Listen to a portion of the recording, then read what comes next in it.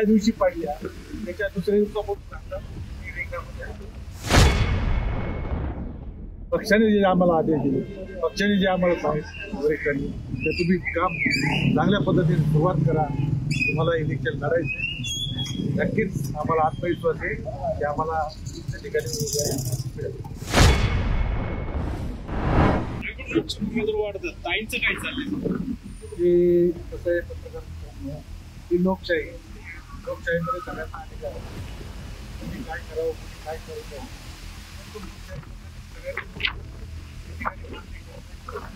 काही आज नाही काही त्या दिवशी पाडल्या त्याच्या दुसऱ्या दिवसापासून सांगतात की रिंगणामध्ये आहे.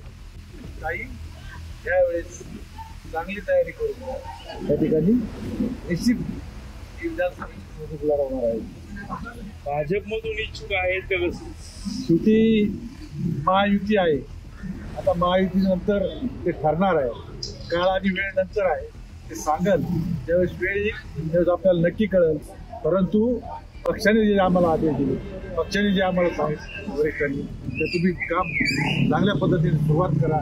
तुम्हाला इलेक्शन लढायचं नक्कीच. आम्हाला आत्मविश्वास आहे की आम्हाला त्या ठिकाणी समजा तुम्हाला तिकीट मिळेल किंवा नाही मिळेल हा पुढचा प्रश्न आहे. त्या व्यतिरिक्त काय सांगा?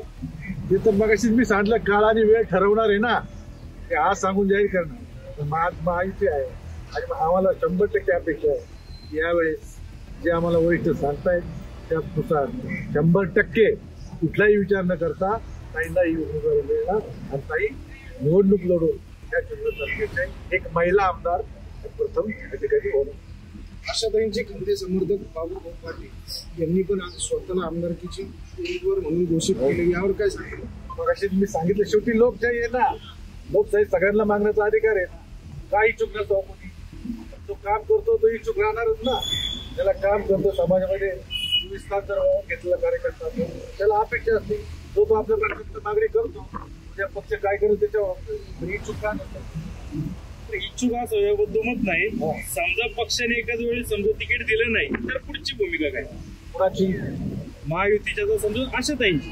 मी सांगितलं ना मगाशी, वेळ आणि काळ आल्यानंतर आपलं कळणारच आहे. त्यावेळेस आपल्याला समजदार आहे आणि मला खात्री आहे की भारतीय जनता पार्टी 101% या ठिकाणी होईल. तर महायुतीत ही जागा जर दुसऱ्या पक्षाला सुटली तर त्यांची भूमिका काय असेल? काही निवडणूक लढण्यावर ठाम आहेत का? हो, तुम्हाला हेच सांगितलं ना, वेळ आणि काळ आल्यानंतर तुम्हाला कळणार आहे ना. तिकीटच आशाताईंना भेटणार आहे. हो, अतुल बेनकेला नाही मिळणार.